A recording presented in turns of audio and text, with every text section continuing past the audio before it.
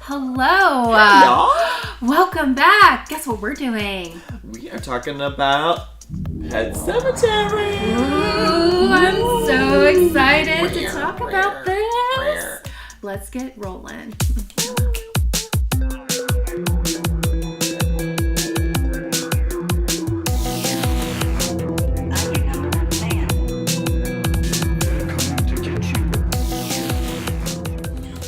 Okay, so we are reviewing Pet Sematary, which was based off of the book originally written by Stephen King. There was a movie about it in 1989, so this is a nice little remake. So it's refreshing. It's a refresh, and I was excited. I was curious to see how they were going to take this, because the 1989 version was a little hokey, but it was also the time. You know what I mean? So, had great elements, but also hokey, so I'm like, oh, this one looks, you know, different and darker and twisty kind of a thing. Real quick, to recap the plot. Let's recap this. What happened? Yeah, and I loved in the last one how you did like sign language kind of things. I will totally do that. Interpret, yes. So we have Dr. Lewis Creed and his wife Rachel. They have Gage and Ellie, who are their kids, and they are in Boston, but Lewis is just like, man, you know, I'm not seeing my family a whole lot. Let's move to the country. So they decide to move to the country out in Maine. They buy this house, beautiful property. I mean, they've got like acres. And we're talking like acres of land. So cute little farmhouse. They got a neighbor. He's an old guy named Judd. And he's like kind of weird and creepy, but also kind of cool. But they're starting to notice some of these like weird things going on. And one of them is that there is a pet cemetery on their property. Dead pets? Dead pets. You got some weird kids wearing some creepy fucking masks that are like taking dead animals and burying them in the cemetery. And it is all a story about the concept of death. And love. Love, death, and and you basically just shouldn't bring people back from the dead. No, it's a bad idea. So, really that's the gist of it. So you did really good. Thank you. That's it. Yep, that's done. the story. We're done. Ellie discovered a charming little landmark. The Pet Sematary. So, Joel, the best question. What did you think of this flawless 2019 film? Girl. So, I have to say, I am totally like a dialogue snob. Like, dialogue in a movie, like seriously, like it sets so much for me, and it's so hard for like bad dialogue in films to like win me back over once it starts. So, girl. Oh no, the struggle. Already the dialogue script, shenanigans, buffoonery, I was like, just stop. Like, people were just rambling on, and I was just like, just let the plot speak for itself. Like, okay, dialogue's important, yes, but like, there's just a lot of just weird, awkward things, and it just wasn't natural. Like, Yep. Oh, just from the beginning, I was like, oh, we have a rad, girl. We have a rad on this film. Strap on in. Here we go. We're heading towards that wall, and I don't think the brakes work. Yeah. Yep. But what did you think? How did you feel about this gorgeous film?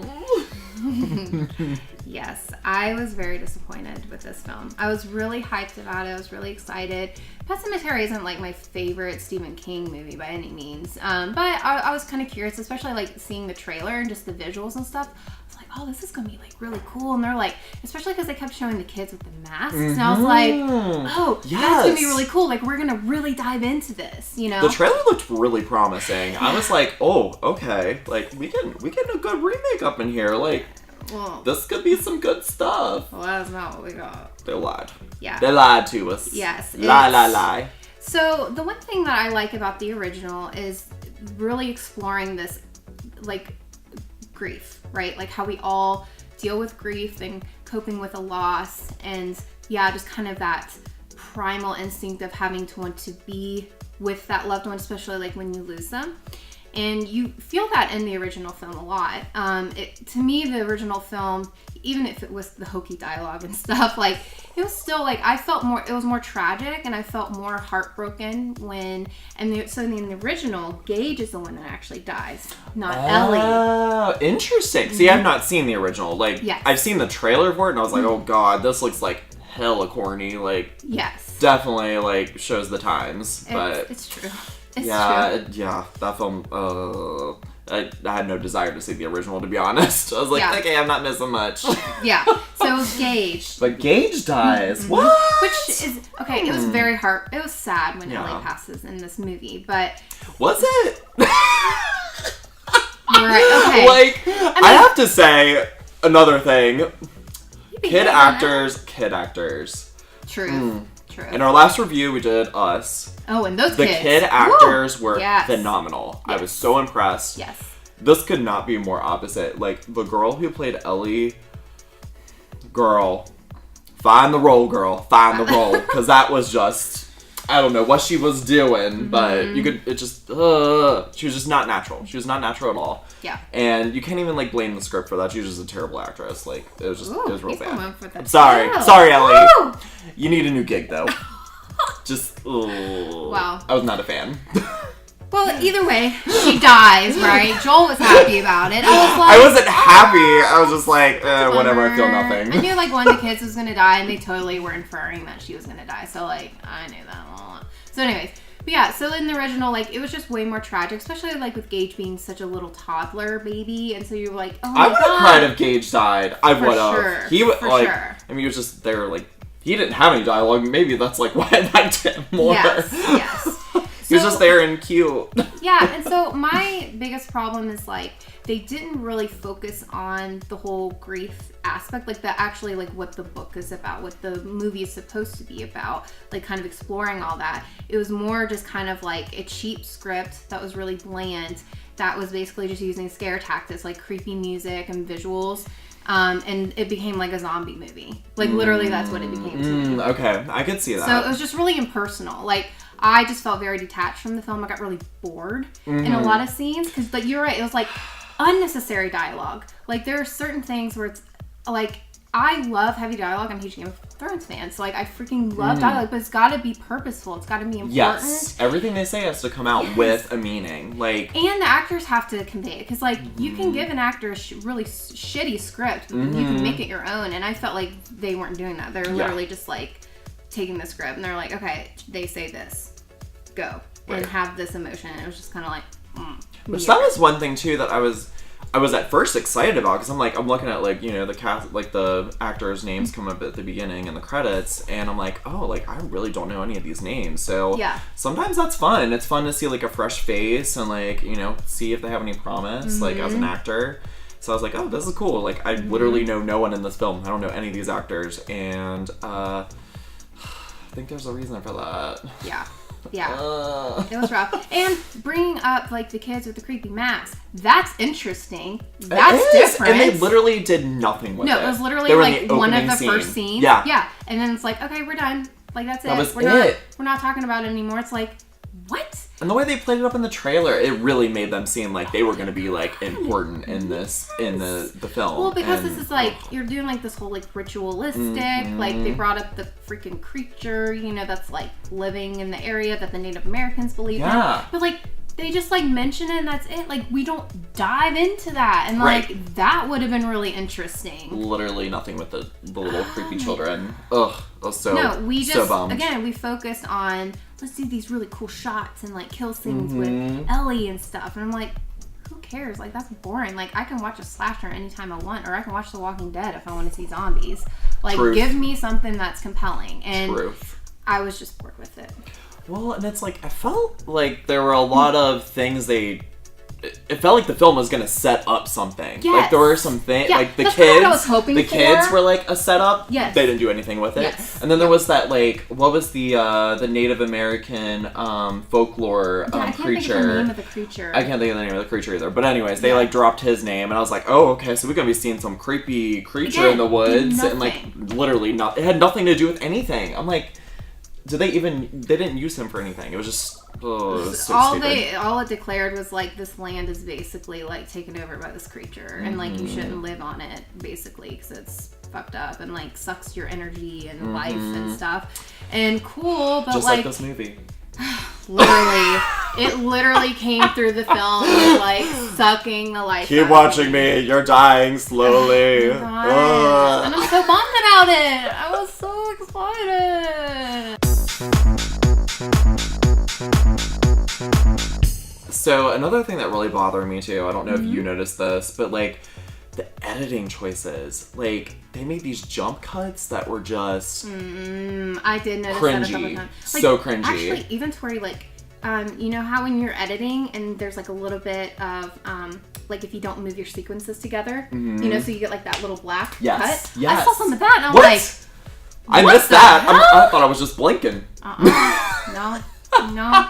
Editor fell asleep. But like, I just felt like there were moments where they totally could have like they could have built more tension. Like when so in the Pet Sematary, they had that wall. Yes. And like Judd was like, no, we can't bury, like when Ellie dies, like we can't bury Ellie here. We gotta go beyond this wall. And I really thought it was gonna be like, oh, like what's behind this wall? What's gonna, you know, they could totally build some freaking tension of like, you know, what's going on past this wall in the cemetery. And it was just like, jump, boom. All right, now we're here. And then they just get the job done, and then they're back. Yeah. And it's like, they like walk through some bones. I was like, okay, that's creepy. Yeah. Who cares? Like, it was just stupid. It was just such a like, I'm like, you could have done something so creepy with that. And it just literally did nothing. What I wanted to go back to was Judd. John Lithgow played Judd. And so, which he did fine. I mean, it wasn't anything like compelling, but it was like, it was fine. Yeah. He was kind of weird to me. And like, I freaking love Herman Munster. So like the guy who played Herman Munster played Judd in the original. And there's just something so endearing about him. And even when he like tells like the stories of like the Indian burial ground, and like even though he seems kind of weird, like he's still kind of endearing to where you're like, I like you, Judd. Like, you're a cool guy, you know? And so it was like really tragic in the original. When he dies, you're like, no, Judd, Herman Munster, no. So wait, so he actually dies in the original? Yes. See, that was one thing that like bothered me about the new one. Is like, Judd, well like, so the part where Judd died, that's what bothered me. Because I really thought that Lewis killed him. Like, when he, like, fed him that poison, or, like, gave him the drink with the poison in it, I was like, damn, Lewis? I was like, what the hell's going on up and that doesn't happen. There was no, like, we're just, like, straight up poisoning you, or, like, giving you a sleeping drug. Like, that did not happen. That was weird. At that point in the film, I was like, oh, this is really going to take a dark turn. Yeah. And what are you gonna like feed Judd to your daughter? Like, what's happening? It was so strange. I was like, literally, Lewis just killed Judd. I was like, what is going on? But then like he like wakes up. I'm like, oh, Judd, you're not dead. Yeah. Well. It's so weird. It was just that was a choice. Yeah, and so like one of the shots, if you remember, is like Judd is in the bedroom and there's like a shot of his ankle, you know, and so you like think they're under the bed. Yes. And actually, in the original one, Gage is under the bed and slices his ankle, and that's how Judd goes down. And then Gage goes in and is like, so. Yeah. So they like totally faked us out with that. Yes, which I did think cool. That was the best jump scare in the whole movie. That was probably the only time I was like literally scared in the whole entire movie was just that bed scene, and then like nothing happened. Yeah, so I'm glad that they were basically doing like a callback, so it's like, you guys think that's gonna happen, but guess what? It's not. Oh, cool! What a twist in this really boring film. Yeah, it's fine. Yeah. And what did you think about the? Oh, sorry. No, you go. What did you think about the music in this film? Again, it's kind of like, I felt like they had weird choices with that. Like, yeah. And some of the parts, they were just playing music, and I felt like it took away from it. Yes. It was just strange. Yeah, like that was, like, the use of sound was really weird, because, like, moments where you, like you were saying, you would expect, like, a little bit of a soundtrack or something, like there wasn't, and then there would be, like, really awkward silences, which... I mean, it's kind of cool for horror. You know, they're kind of testing those waters right now with kind of the lack thereof music and sound. But so I think that's what was weird to me. I know. I'm like, there should have been spots where I was like, you shouldn't play music here. This is like taking away from the tension. They were trying to be experimental and kind of like cool and hit, but like it just didn't work. It didn't work at all. I think we should take this footage and like rework it. I think we could make it creepier. I think that'd be fun. I think we could do really good. Yeah. Maybe we can just ask. Recast. Redo it. Come on, Stephen King. I think they need a redo. Yeah. Oh, fun little fact. So, like the kid getting run over. That inspired Stephen King because they lived at a house that was right next to a main road. And his son, when he was little, ran out into the middle of the road and almost got hit. And so obviously that is what scared the shit out of him, which is then what he put into his book. And that's where his inspiration came from. I was going to say, there was a lot of asshole truck drivers in this movie. Like, and just barreling through. Like, at first I was just like, this is weird. Why are there these crazy truck drivers in here? I didn't realize it was foreshadowing, but I was just like, I was just dumb. Yeah. I was not feeling it. Yeah, what did you think of Rachel's sister and her trauma? I know that was supposed to be really creepy, which it was, but it's like, it just made me feel like disgusted more than anything. But like also like it made me feel bad for feeling disgusted because there's like people that probably really have that condition, which is like, I mean, that was like very tragic. So I guess really that was the only part I really cared about. Like the only part I really felt something, and I didn't even feel anything for Rachel. I just felt for her sister. I was just like, that just really sucks. Well, and like, and my question is like, what is the purpose of it? Was the purpose of it to be like they're in this area this land that's kind of awakening some of the stuff and like supernatural elements, where she's kind of finding herself being brought back in those moments, like those darker moments, because obviously that creature that they mentioned, that's kind of what he's about. So I'm kind of thinking like maybe that's why they brought that storyline in, was to kind of show like, Lewis is dealing with his shenanigans and stuff like that, and like seeing that kid or whatever. But like with her, I guess they had to show, since she's a stay-at-home mom, like, and with her being on that property and stuff, that she's experiencing stuff as well. That's a little kind of off. So I'm like trying to rationalize. Like, when you accidentally kill your sister, I mean, like, regardless of what place you go to, I feel like it's gonna come with you. For sure. So, for sure. I don't know. It was a choice. I mean, it just made me uncomfortable more than anything. Which, I mean, I'm repeating myself. So we have the ending where basically they're all dead, and then they're gonna kill Gage. Let's be real. Like, he's in the car, but they're gonna kill him. That was the saddest part ever. I was like, Gage, the only character that I'm like, okay, I feel really bad for you, but your family's like a mess. So we know they probably killed him. So like, is this like a thing now? They're just gonna like start killing people and turning them into zombies, and then like that area of Maine is just gonna be like this evil little world? Yeah, I guess. I don't know. What's going on?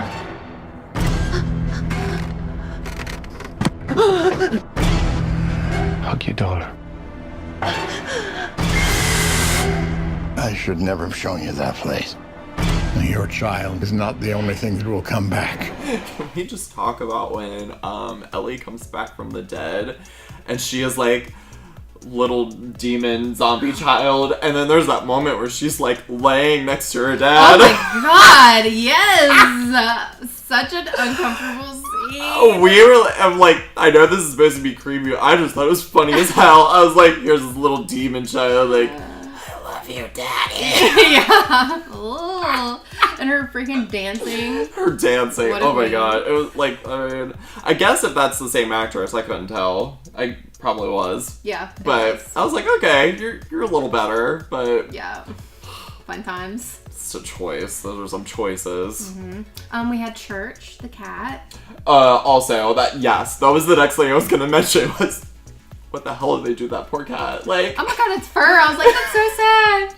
It was. I have a concern for the cat actor. Like, oh, your poor fur. What did they do to you? Well, just the choices of like, do they just do only like puppets for him when he was like trying to be creepy, or did they do like CGI? Like I couldn't tell. It was weird. The choices were weird. It was weird. It was like weird CGI. And like those were other moments where it's like you're supposed to be creeped out by this, and I was just like I just want to freaking laugh. I know that they used multiple. They had multiple of that same kind of breed, so they had multiple cat versions, which was really cute at the premiere. Like little churches. Oh, yeah. The churches were at the premiere wearing little ties. Super cute.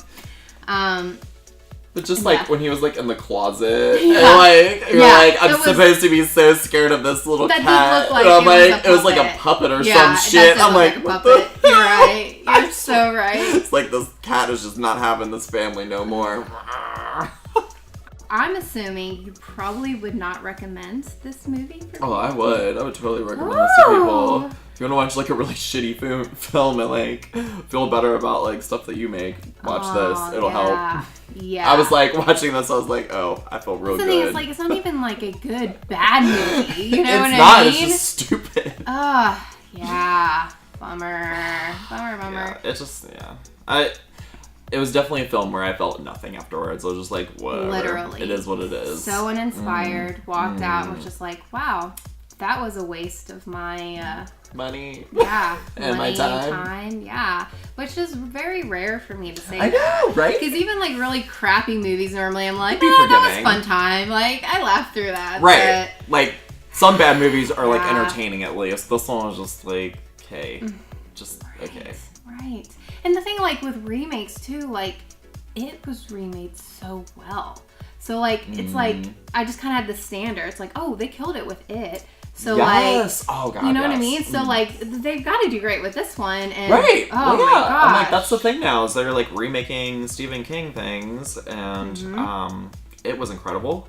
One of my favorite horror movies of all time, have to say. It? Yeah, the remake. Oh, my God. I was like, I just felt so much in that movie, and I was like, oh, I was really excited to see Pet Sematary. I'm like, it's another Stephen King like remake, so I was so in. And what a disappointment! So disappointing. Yeah. So not the greatest remake. It's fine. They tried. They did. Thank you guys for joining us on this like super hating, bashing movie review.